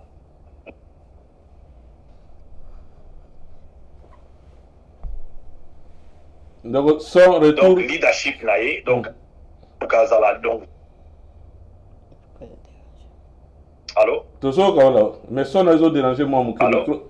Mais quand on ajuste le micro, on a bien passé aux cartes, ils ont entrecoupé.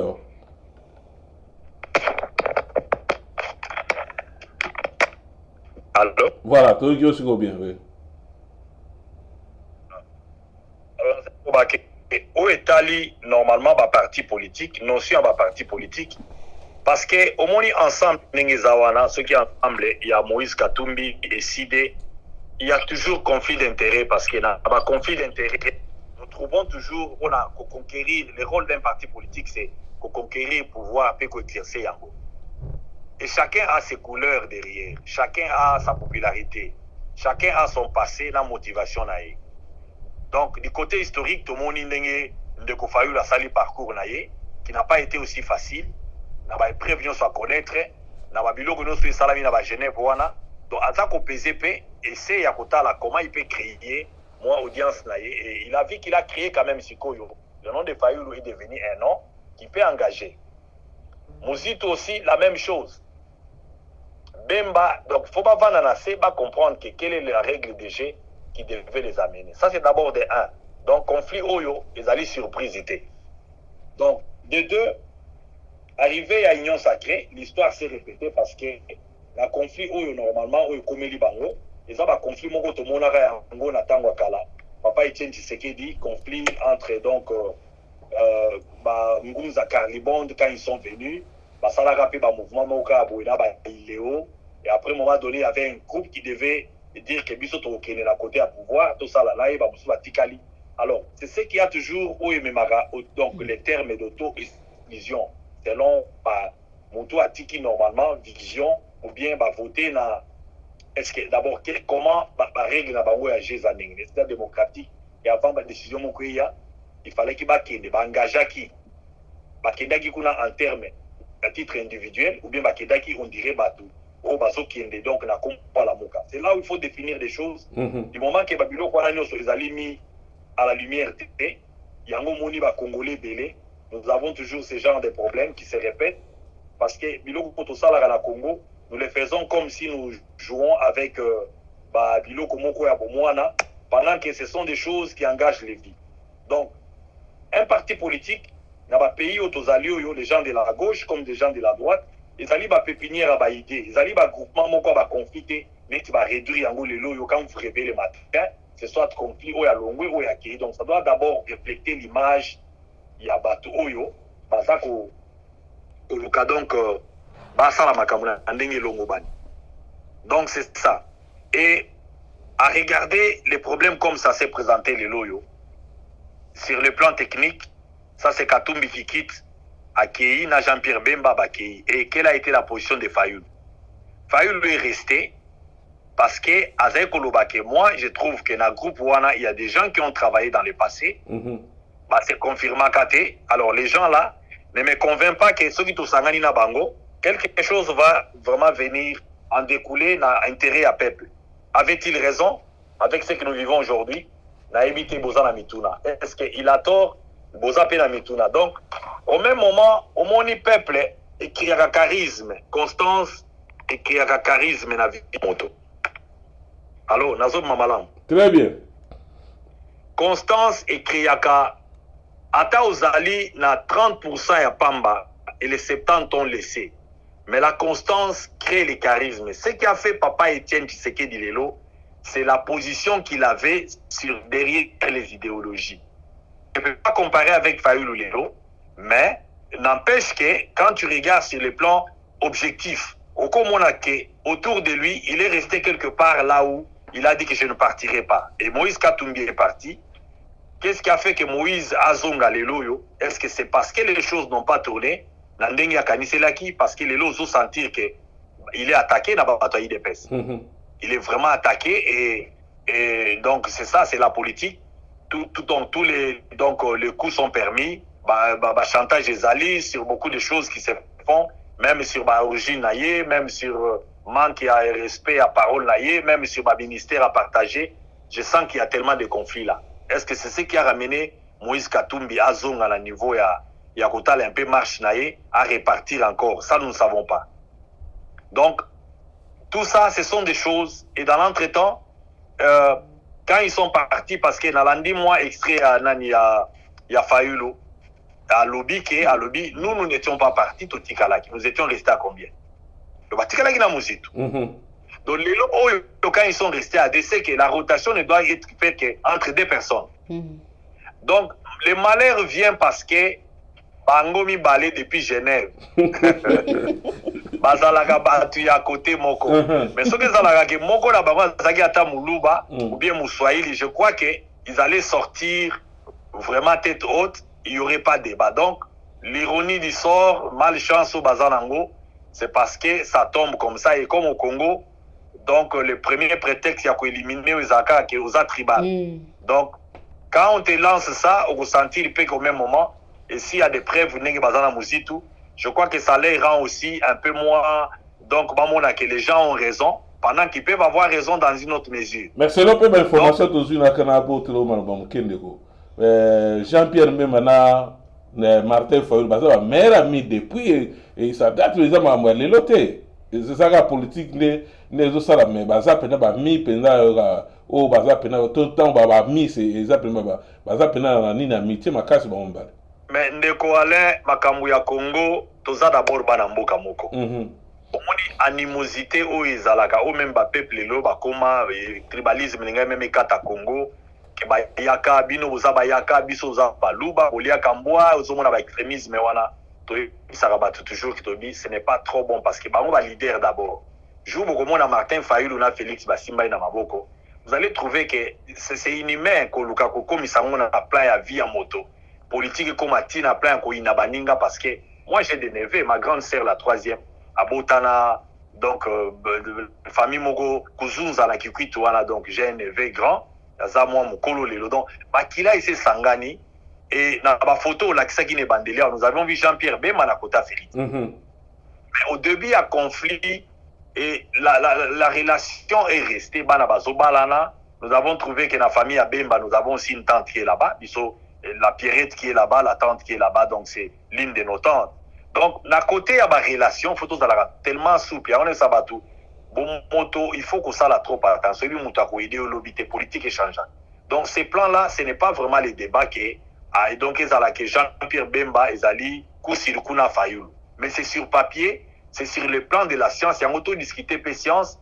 Tout le capé au même moment, le cabasa la groupement moko, où ils allient stable parce que, et comme on dirait groupe Moro Boye, il y a bagé. Et dis-moi demain, comment les gens doivent voter le groupement Ndengewana.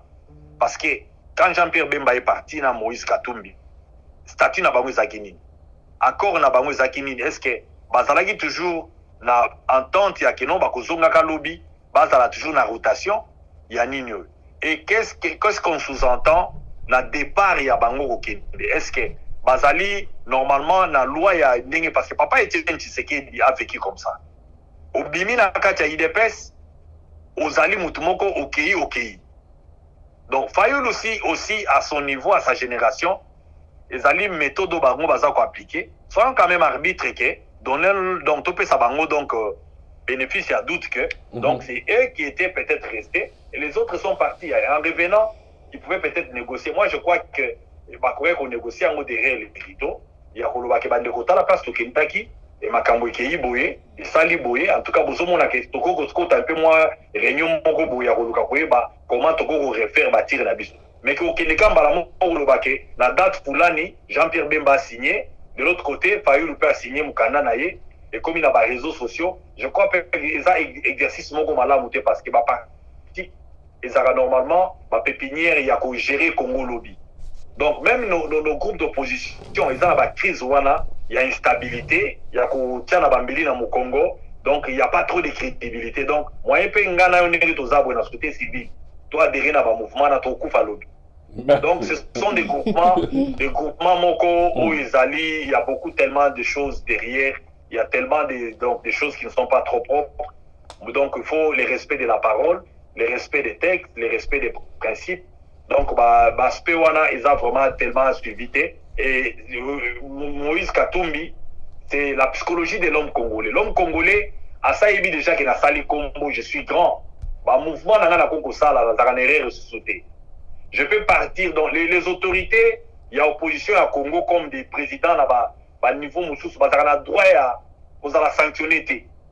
Donc, à Koki Kokende, il rentre, il joue de son poids parce qu'il y a des gens qui se battent pour lui.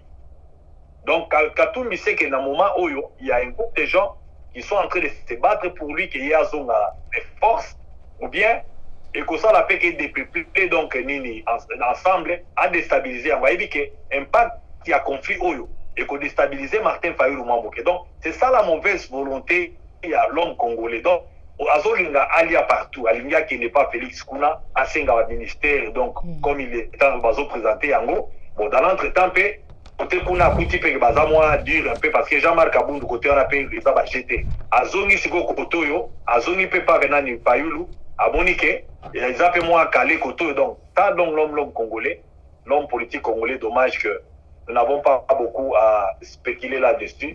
Mais si je dois donner un avis,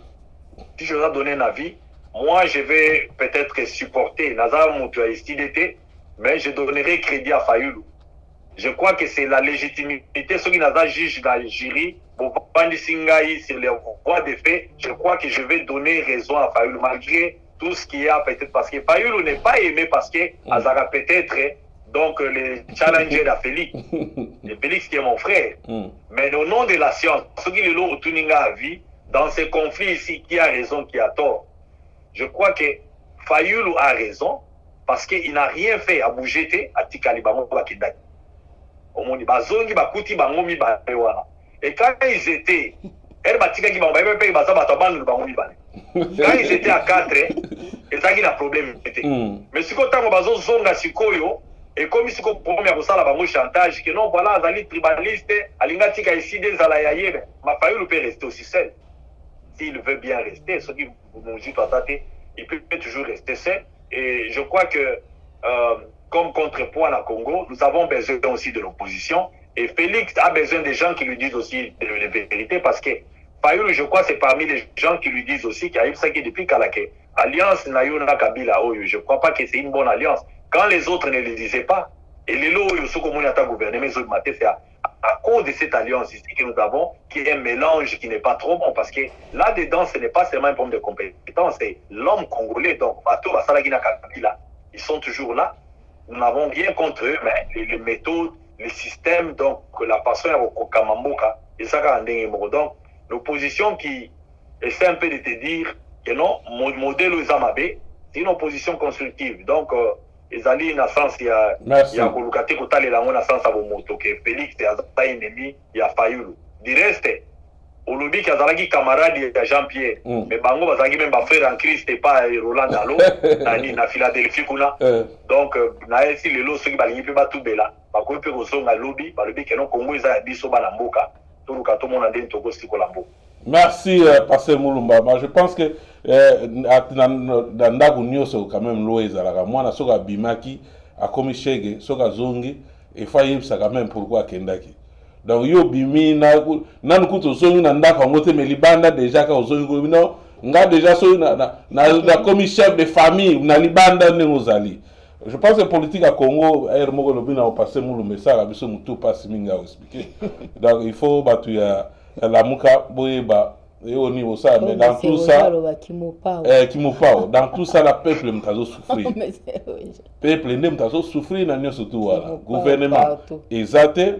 Boké kuna nan bo compliqué nan gouvernement ngona ba partage ba nini, bozongi côté boling bozonga sulu ya mopao. Politique wana etali mbino mamba la mouka kuna biso tozala mambo etali Congo mama na odi azotuna bafoko yeba to solola ndenge nini ko mboka eza na crise comme na ye nana odia alobi foko yeba ndeni sa ka fecha salika 2 ans bino bolinga abongisa mboka na bato magie tango basala constitution 2 minutes pardon tango basala constitution mboka wana balobaki 5 ans nyonso mutazo leka obongisa te parce que lelo faut pas expliquer mais mission est que faut expliquer bana mboka ezataka mutatuni question ofingi olobi bo non il faut que faire voir bana mboka baeba comment mboka na biso fonctionne ata ba mboko to vandi c'est que lobaki yango na mboko ba vivaka bien na ba chômeur ba futa maka na ba tra social bazwaka mais ceux qui 5 ans la bango koki koyo sa bango te que non te biso to coxité te 5 ans la bine koki na biso ko to mona ba mboko eza bien mais bato ba yaka ke ba yebisa so ke ba diriger bien te na vote pe boye na bato ba za bité ba bino souté ba voter ba tous c'est comme ça déjà to ke na o ba auto le ka ba 18 ans mais to ka ba ni le maki ya Kabila to le mieux na noté il faut bongsa mboka non mboka ba bongsa na sentiment ya muto yo lingité il faut totalement na ba loi o eza établi na mboka maman nana on je pense que qui na mone loko oloba ngo min Kabila Félix asalika 2 ans abongsa non pas ça yebi tanga kota ki ayeba kaza na 5 ans 5 ans na yeso de koki abongisa te eza peuple nem ta ko trancher bon yo lingi ba baksa 2 ans net 5 ans ou 8 ans obongisa te ne bozole la Kabila chaki ba nini mutu bo 5 ans che ba bakal ba tebele ba chaka bakal voilà toujours que en 2023 ba peuple o baza lokola yo ndeko na so na odia na batu suso ba sepeli que faci ne ta kokite na 5 ans o ba pesa ki ba pesa chance ba voter pour na ba élection ezo ya pour a diriger exacte que na biso ovani na ndako obité na 2 ans diriger a ko diriger te il faut côté a ko diriger na ndako te il faut que nous voter bino ba pro faci bato ba lingi ke bo moni kaza na venir a obongisa lobby bo ke lisusu bo voter nde abemi. Donc c'est comme ça et ça la maka. Et ça te na ndenge ya miraka te 18 ans parce que bato ki na bamboko eza malamu. Bamboko eza organisé. Na bato ba sali 18 ans on te prend ça par exemple là. na bato basala 32 ans basa bato faut baleka na justice baleka pourquoi bobrila manda na bino bolandi mibeko oyo to signer biso nyonso te mutu akobuka mibeko oyo ba loi ba juge bazali ba okatela ba mobile osali 18 ans boke likolo ya mibeko loi lingolo bakenet bolegisaki mbano na bino eza boye mais neti mboka na biso eza nango kaka mame nde bano balobaka yango somona mutu alingi asali ni 28 ans na pouvoir nde bandeko na biso ya Congo Brazzaville bazali mutu alingi asali 32 ans ndenge alingi parce que toza na baorganisation te mpo na bamboko soko meki lwa nde moto ekosimba yo tomonaki Donald Trump atiaki makila bi te na mpona kobima te ngai na poli te me suka nango asukaki wapi mboka eza na lwa bayebisi bavandi kaka na sena bayebisi etanda ifo remise obima ata oboyi kosala remise et reprise mais ifo bima na ndako wana mpo mibeko epesi ke opolaki ata na ekoki ifo bima eza te ke fo saka demanda po ifo ozala demanda po o réaliser ba makambo nyonso mama oloba ite maloba mboka mpona na répondre maman wana atuni alobi Kabila asali 18 ans bino bolingi Fatia sani na 2 ans 2 ans te tokomi da 3e année yango parce que ndenge za on a air déjà président déjà azui déjà pouvoir et to bandolo ba makambo bandaka na ba pasteur Mulumba na ba pas de réveil déjà zwaki pouvoir to lobi déjà que bo tia makamyo sona mesa parce que ceux qui batia ngote mikolezo kende mbamba bo comme la 3e année 2e année bo pas bozoko kosa le loko mokote pona mama mama nana odia na lobaboy do pese mbote sika na pese mbote sike ozali pona mambo ya mboka ba pesa esquisse na bêtise o batumsu basali ya vanté donc neti boy 18 ans Kabila sa 18 ans sali lote Mobutu 32 ans boy basali lokote te ba o bayaka simande biso toza ana ba mboko tozali nde mesala lobi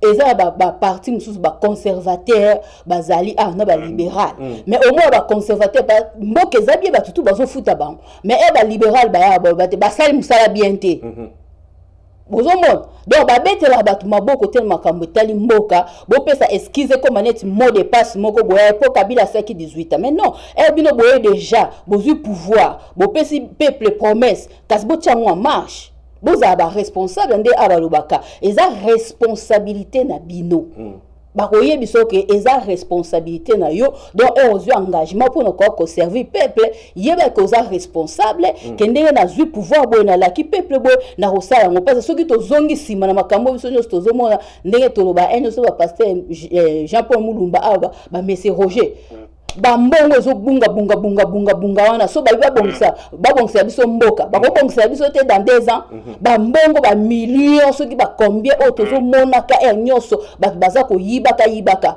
bakokanga batu te po babongisa biso nzela babongisela ba mama ya biso ba maternité ba misu bazo kata bango ba mitolo na ba gilette kuna ba mboka bakosala ngo te eza excuse te ko sala ba jeune makamba mboka to ba mot de passe au Kabila asala ki 18 asali eloko te on n'a pas besoin de ça bino boye bokoti faut boza ba responsable ou soit botiki nde to mona ba mboka msusu na kokana ngai te na démissionner na ngai c'est comme ça parce que bango ba lobi ke état de droit neza ma sécurité no na tuna ba mécanisme ni état de droit ngo bango bazo yela biso eza ya ndenge nini ya maloba parce que bolobi ke toko sala bo il faut bosala yango so bozoko kosala yango alors démissionner yo pesa ba mot de passe wana te Mobutu aleka déjà Kabila aleki asalite donc ye loko babaki ba kosala bazala ba responsable merci maman c'est ça maman moko passer pour le succès ba mot de passe wana to linga mingi mama Odi azali fidèle auditrice ya chef voilà na mona ka mingi mais dommage que appela biso ka keloko wana il fallait moi sa place à Kolobake peut-être à bengi atabatu ba expliquer ba makambo ba difficulté Félix azana parce que na ba groupe wana tout cas la pe ko mona mutu moko ta idée Félix c'est que non ba tu vas comprendre que difficulté à Félix ezana niveau ni mais les gens veulent avec une excuse qui ne tient pas debout parce que ce qu'on a kolobana batuke Mobutu salaki 32 ans à pouvoir salaki ni Kabila salaki boy je crois pas que excuse wana parce que na exemple il y a États-Unis awa passation à pouvoir et salami même la crise au boyebi très bien que entre Donald Trump na Joe Biden donc et salami que en plein parce que dans les pays où ils ont vraiment choc, il y a coronavirus, tous ont perdu 4000 personnes par jour, États-Unis, sous Donald Trump. Donc, pays où il y a matin campagne na vers de asuka a prometa ki bato lobi na toute crise na kosalela yango. Mais lelo oyo bino na Canada kuna d'ailleurs lelo oyo omoni ke bazocha bino na quarantaine, ba mesures zoya mais États-Unis ont maîtrisé jusqu'au point où ba classe abana bazozonga. Donc Biden n'a pas trouvé l'excuse que crise wana il y a Trump le la gérer qui a mabe bonga pena ya blo ayena ba méthode moko vraiment tellement efficace que ayebi ke azako vendre na place à crise. Et il n'a pas les excuses pour ça. Pour la que non, il s'agit déjà de béba kiawa, ngana yana vandela yango non. Les méthodes de crise sont des méthodes spontanées. Donc, la méthode moko ou isengaka donc mutu azala mutu nizo sala. Mais les gens des personnes au biso to moni ba profil na ba détournement ya bambongo to moni kuna ba image to ça comme à chaque instant. Même les choix des hommes que nous voyons, ata ba biloka ba francophonie wana. Papa Alain toko débattre sur yango te zelaka babanda kotonga okomona bakoyela biso awa na ba journal awa keno mbongo ebimi boye na mbongo wana francophonie tel boye bakaboli boye parce que les Congolais d'hier aza Congolais lelo soute c'est ce que les gens oublient lelo l'information passe vite et les Congolais observent tout ce qu'il y a donc maman Odia ce n'est pas mauvais ya koloba yango que na 2 ans il peut pas tout changer mais qu'on voit une fût que la volonté dans les hommes qui sont autour de lui. Le problème est que choix ya ndeko Félix bato ba arrogance ya bato naï bazara donc l'entourage naï donc incompréhension bazara nango ils comprendront même pas que ba vandi sur une responsabilité qui doivent rendre un service à un peuple bakanisa kezali un droit donc bango nde babotamaki donc pona bakende wana bazana ba présidence arrogance fermer les téléphones bazara na compte à rendre na peuple té et donc tout ce que nous voyons là donc au peuple donc bazako chaque jour ko décrier sur budget même dépassement nango ba makambo belé ou ezana kati mboka wana parce que lelo yo tokoloba te ke ezali erreur kaka ya bato akabila parce que le comportement et la gestion financière ya Congo lelo yo ça nous dit aussi que l'avenir peut être sombre donc ceux qui n'a pas de confiance na o lelo lobby na uzana confiance na oté donc le problème c'est de recréer cette confiance là et de faire des recherches des hommes qui peuvent inspirer cette confiance parce que Bamboka Moussoukou tu as mandat à 4 ans Bamboka Moussoukou Dondenga Zawana donc l'année prochaine mandat na esili les mandats se jugent pas en fonction des gens qui t'avaient précédé ça se juge en fonction d'engo gérer la Kimboka na fait un mandat na donc je crois pas que c'est une bonne excuse d'ailleurs Bozola Lissandeko Félix donc vaut mieux tard que jamais dans moment oyo si il peut peut-être se ressaisir pour changer d'onde pour le cas d'Anna Bato, il dit que t'as là ce qu'il faut faire. Parce qu'il a tellement de flatteurs, il y a Azana Bato Moko Bouye qui vole d'ailleurs autour de lui. Il le sait, nous ne savons pas. Et nous ne savons pas non plus. Donc, c'est ça un peu Maman Odia. Donc, nous avons contre Ndeko Félix Awazate, sinon, on ne serait pas sur ces plateformes ici. Tout ya Rovanda ou Ndeko Nabiso Makila, tout Bamba Mabanga, parce que nous l'avons dit au début, les signaux n'étaient pas trop bons. Et aussi, un autre ennemi, c'est les journalistes, les grands ennemis de Félix, c'est batoyer à Kabila ou à Tikela Iwana, ils ont l'armée, ils ont le parlement, ils ont la Nino. Donc, Batouana Bakomi, Bazo qui est même Bako Sala récolte à Massango, Bazo Tika. Donc, Félix est saboté partout. Donc là, ce n'est pas un problème, il y a pas de Sistango, ou bien un penseur, pour n'avoir toujours tenir les rigueurs. Les gens le savent d'ailleurs, les Congolais, ça les coups d'État. Je ne crois pas que les Congolais, que lobby, que Félix Akoufa, je ne crois pas que c'est ça. Mais les Congolais veulent que les choses marchent. Batouba dans la courant, Batouba dans la maille, Batouba dans la biloko à Kolia. Donc pour en faire, je crois qu'il y a la courte priorité avant j'ai ce qu'il y a francophonie. On a Baclor et Maille et Sombama. Je crois qu'il y a des priorités qu'on est en train de laisser. Ceux qui ont ça là, ça va. Mais ceux qui ont les on n'a pas l'état comme on a Batouazo Bina. Batouazo qui m'a bambangu, concours, mais bozo inanda kuma ezate bilo akole ezate. Je crois pas que c'est ça, c'est mettre donc les choses en ordre. Donc ezali merci. Donc je crois que c'est aussi quelque chose à tenir en compte. Merci. Les gens le savent que des gars ezaki makasi, mais pour na kotombo la mabele, il faut que c'est pas les boulot après ko banda kotonga. Mais ceux qui boza ko yiba pe, boza pe batumo ko poliki ko zalaka ka lolendo, oliko s'éloigner na peuple. Bokanisi kezali droit na bino héritage batike la bino là ça ne va pas aller beaucoup tonga mboka wana te merci. Merci Pasteur Moulouma, merci Bandeko.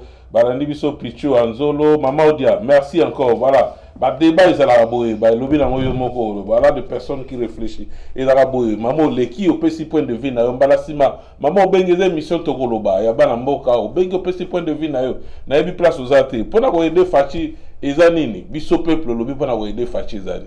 Ce qui va créer qui na nous ba 18 ans passé ba créer les biso ba emploi. Voilà ba moyen sous ordine. Tant que ça la misala ba taxe wana bazozwa, ya on des autres ngamboka. Alors ba taxe ça la moi ba société moi ba entreprise amiki ezo côté ça ezo ke na ba poche bato batango pe toujours dénoncer bango to bimaka ba jaloux o passe bosé na logoté bato wana to ebinde ba comment la place wana baza ba ye azana mbongo te na poche lo ba komi millionnaire futo tout na kama mbongo wana ke mais bino ka boteta biso ke yo ba ene ma belé voilà façon to rive ça yango wana créer ba emploi au sali ba voyage belé ba emploi côté ba taxe yango wana nde ba mboko e vivaka biso tundana na mboko na yoka ba masola ba richesse na bango na mtea et akake ba taxe boye au moins na fin yo mo otali ba paye chèque na yo de tozalaka otali mbongo no ba katio e belé ke pona ba bombelo nda ba bi osoko comme na moi 65 ans to bando futa yo o ekei pona ba taxe na biso ya mboka na biso eza neti yo osala tozwaka taxe o po sala ke économie ya mboka e mata po sala ke banzela mboka e bonga e sala boeza mais na ba Congo ba mbongo wana yango nde toomona ba 52 millions ba 100 millions ezobunga na ba poche bato ba devise ezomona na te voilà ça ozomona ba biloko wana toujours dénoncer voilà la façon ya koaider fati yango wana ba créer ba emploi soki na 5 ans na ya kokiti na conseil tozopesa ye même Fayulu même ata ndenge mama na biso komi Obama ye et que soki ba biloko tozolandela ba mbongo ya Kongo wana nde ezokende te même ata Obama na ye mboka na ekobonga te soki to ba structurer mambepele ne ba nani inspecteur finance wana pende ya solo basé ya solo je ne pense pas nan nego fachi ba dépense muso sala mawana na Congo nde sala po biso na Congo koma ba tutu ba komo na ka chef de l'état pour suka lango ba lingi nini tanga okende chef d'état opesa enveloppe na mboka mususu fo batuna mbongo ya pesa ki enveloppe wana azui yango wapi mais na Congo ba tutu o mona mulongo na président fo mona chef de l'état donc ba komo ba social moko boy et ça la raté na bamboko ya nini président na budget o bafutaka ye akoba no pesa na mbongo ebelete botu na ko ndeko na so combattant ni Rex Kazadi bayambaka ye pa président France période mongo bayambaka bano ya shosho ya France baza okona botu na tanga me président français pesa ba oni mbote to ça président sa communauté azalia bayambe ba na ministre ya immigration azalia botu na ba na suga opesa ba mbote bakangi ba photo esili ba vraiment ba pesi bino ba idée ba ni ko ba encourager même subo zo ba cours ba ni po voilà et ça que so bimi mbongo donc ba fachi ba mbongo apesa ka batu wana bakenda go apesa biso temps il faut balandela yo ba futa go combien pour na ba dépense wana eza mais na kona Afrique na poto zo mona ma be mais ce ko pesi mu konke na Afrique et comme normal te aza président il faut aza quand même na droit ba nini ok problème est ça mais biso to continuer kaka na baksa moi pose to clôture kasi mabende yango wana biso toza awa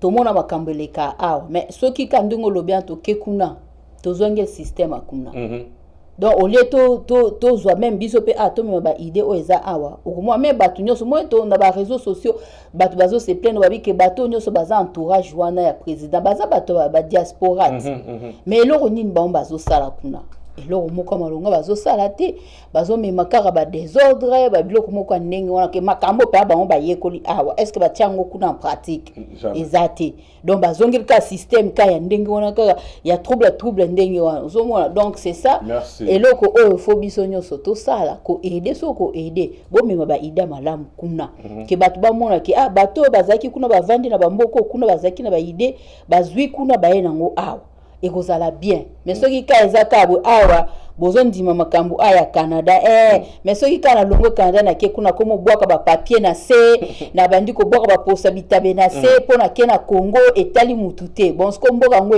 ebonga ndeni merci ndeko mo wakuta Claudia Kamitatu uto kota sko merci mingi alobi ndeko papa na yaye a changé mboka na 2 ans je sais pas mais tout le monde qui peut miracle peut ça la mara ndeko fachi poto la so que tout ça ba enete tout le monde qui Etienne ndeko Etienne Tshisekedi Mobutu alobaka ka premier ministre. Absala ko douter, mais le fait que ba premier ministre, tout le monde a mboka na 2-3 jours quand ndenge komaki. Ce que ça à l'époque, bato à l'époque ba oyebisa. Donc dans 2 ans peu mutako changer peu mboka. La situation comme tout cas l'état ezonga ya homo. Il y a un pas Kabila. Kabila le père. Voilà. Donc à côté qui changement tout le monde ba kanga ba kamita ba kanga ba te belé ba sala na période dans Mobutu lobby. Ba discours eza na page na sur télé 24. So côté ya zoloba. Nazara besoin na dile na binoté. Mais mbongo l'état au besoin, ba taxe à l'état au besoin. Ndeko Kabila le père. Alors, vous devez payer ça. Donc, il faut que ça soit bon. À ça, tout le monde a dit bien mal qui est à l'époque, d'abord, c'est le ministre qui a voiture ne soit chère au bateau, il y a promo bout. Mais alors, Facha, il y a bateau, to que le ministre de Yuma, ou na Jekamine. Montant ne quoi il va détourner la Jekamine sur les économies en Moka Congo. Mais Albert Yuma Tambola, coup de la proposé la Premier ministre. Na époque Fatia, de te y mamoué les kaki, mais pourquoi on a été? Mais en tout temps, beaucoup de beaucoup endetté les bandas. Au défaut, on le banda, poto, mboke so kotaga na nyongo. O ya koya pa ulinga ki na defa su mbogo, ils ont kotaga na nyongo. Alors, tozo ki netu ap. Merci bandeko walanda biso mingi, to suki si wala.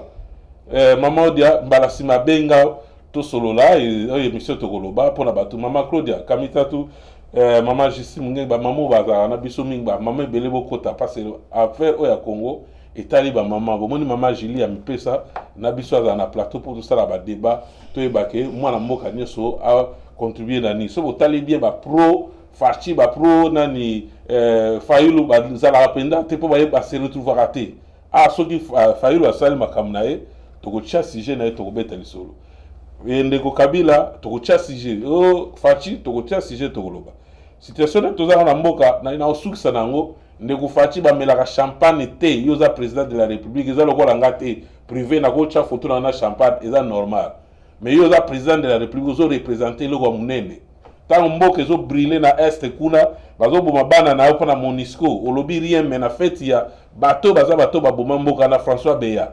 Moi, nazoba les autres représentés rien à Congo. Aujourd'hui, champagne de télémio Mélissi, bisoba na Congo, tout ça contre yango. Couvre-feu yo mo 21h, yo 22h45 vous avez na fête. Ba yo servir bino blog ba vidéo ezali. To ko publier yango kalate. Erwana. Couvre-feu bolba na biso à part ba ki na ko voyager, na o ba outi voyage, o bazo ki na urgence hôpital bolba ki te président akoko de fête na 22h45 donc azali kola loi fête ya ba kondinde faut ça et ça te na ba loi ba pesa ki alors général Kasongo je pense que sanction il faut ezala na bato bazali na fête wana bango pe de tout monde bozo pesa ba sanction faut ba sanctionner minote ba ke loi ezo sala merci na bandeko balandi biso partout balage belé to succès merci parce que Jean-Paul Mulumba azo seka na style sigaza matata yo pesa wala bo respecter Général Kasongo face à Moussana. Merci Gervais, merci bato balandi biso partout, merci maman. Gelé tokutani bongo na semaine pour na repesa bino d'information on a télé 24 monsieur Didier Nzenza na maman Zion ici boza kuna. Merci tokutani bongo. On commence cette émission Tokoloba télé 24 Toronto Canada. Merci.